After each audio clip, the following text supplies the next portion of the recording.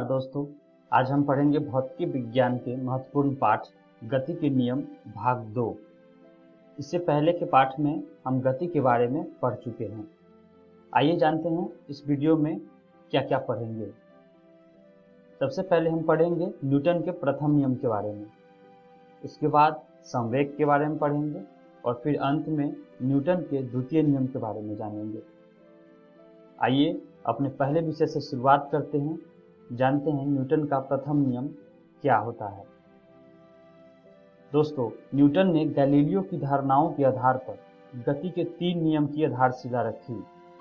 Galileo का जड़त्व का नियम उसका आरंभ बिंदु था, जिसको न्यूटन ने गति के प्रथम नियम को दिया। इसे चित्र के माध्यम से समझते हैं। चित्र में एक बॉल है जो कि विरामावस्था में है, जिसका गति का मान v बराबर 0 मीटर पर सेकंड के बराबर है। दूसरे चित्र में उसी बॉल को एक लड़के के द्वारा किक किया जाता है, जिससे कि बॉल गतिमान अवस्था में आ जाती है और उसका गति का मान 0 से ज्यादा हो जाता है। आइए जानते हैं न्यूटन ने अपने पहले नियम को क्या बताया।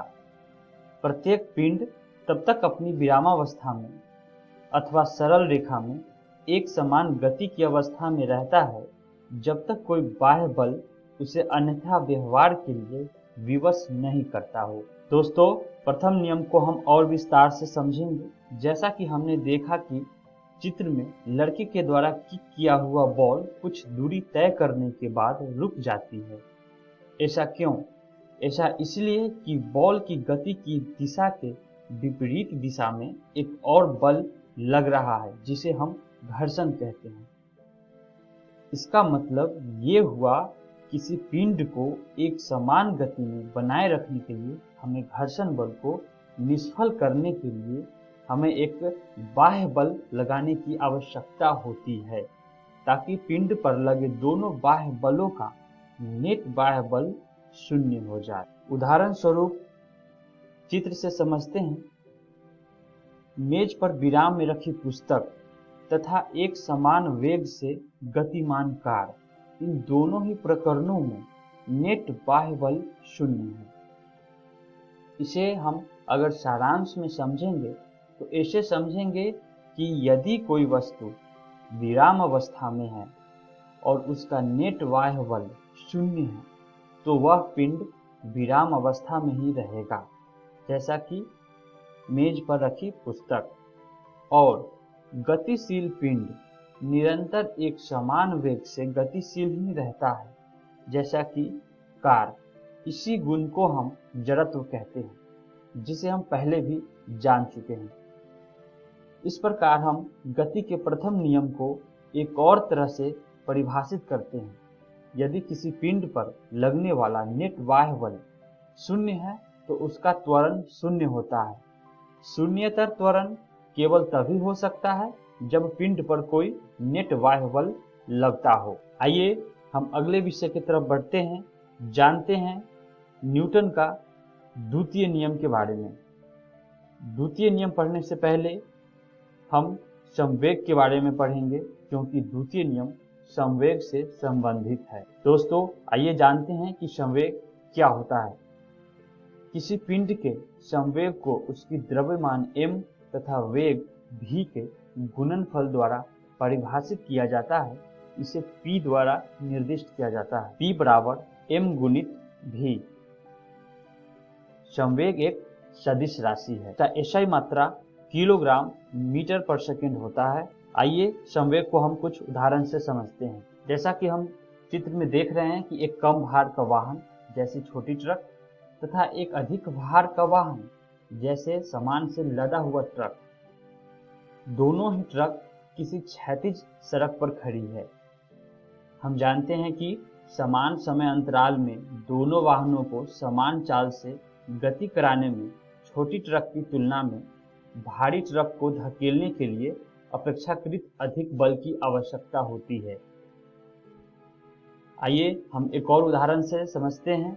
यदि 2 पत्थर, एक हल्की तथा दूसरा भारी, एक ही भवन के शिखर से गिराए जाते हैं, तो धरती पर खड़े किसी व्यक्ति के लिए भारी पत्थर की तुलना में हल्के पत्थर को लपकना आसान होता है।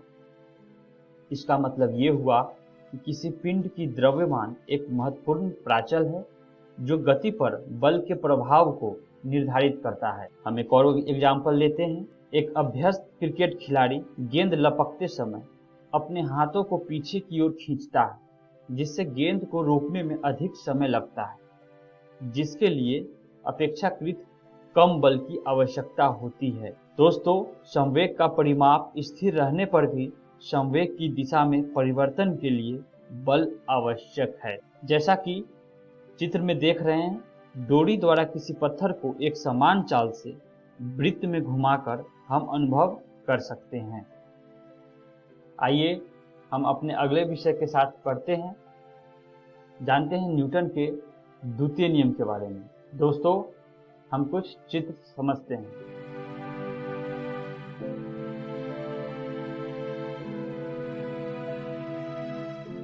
इस चित्र से हम ये समझते हैं कि एक डॉग को एक लड़के के द्वारा खींचा जाता है, साथ साथ एक हाथी को भी खींचा जा रहा है।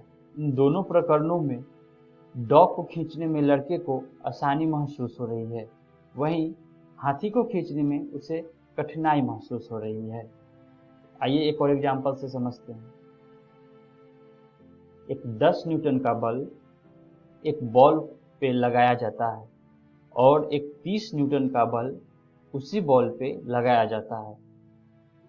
इन दोनों प्रकरणों में हम क्या अंतर महसूस कर रहे हैं? इसका उत्तर जानने के लिए आइए हम जानते हैं द्वितीय नियम क्या कहता है। किसी पिंड के संवेग परिवर्तन की दर आरोपित बल के अनुक्रमानुपाती होती है तथा उसी दिशा में होती है जिस दिशा में बल कार्य करता है। अगर कोई बल किसी वस्तु पर डेल्टा टी समय अंतराल के लिए लगाया जाता है तो उस वस्तु का वेग v से डेल्टा v हो जाता है। इसका मतलब उसका संवेग परिवर्तन डेल्टा p बराबर m गुणित डेल्टा v हो जाता है। F समानुपाती p बटे t अर्थात F बराबर k गुणित p बटे t। यहाँ k आनुपातिक स्थिरांक है, अतः हम k के लिए कोई भी नियत मान चुनने के लिए स्वतंत्र हैं। सरलता के लिए हम k बराबर 1 चुनते हैं, तब द्वितीय नियम हो जाता है इस प्रकार। F बराबर m a, जहाँ F बल को दर्शाता है, m पिंड के द्रव्यमान को दर्शाता है और a त्वरण को दर्शाता है। 1 न्यूटन बराबर 1 किलोग्राम मीटर पर सेकेंड स्क्वायर होता है। इस तरह से आज के वीडियो में हमने अपने सारे विषयों का अध्ययन कर लिया है। तो आइए एक बार फिर से देखते हैं आज के वीडियो में हमने क्या क्या सीखा। सबसे पहले हमने न्यूटन के प्रथम नियम के बारे में जाना, उसके बाद संवेग के बारे में जाना और फिर अंत में हम न्यूटन के द्वितीय नियम के बारे में जाना। आइए जानते हैं अगले वीडियो में हम क्या क्या पढ़ेंगे। अगले वीडियो में हम सबसे पहले न्यूटन के तृतीय नियम के बारे में जानेंगे और उसके बाद संवेग संरक्षण के बारे में पढ़ेंगे। आशा करता हूँ आज का वीडियो आपको पसंद आया होगा। तब तक आप अपने भौतिक विज्ञान कक्षा 11 पुस्तक से पढ़ाई करें। धन्यवाद।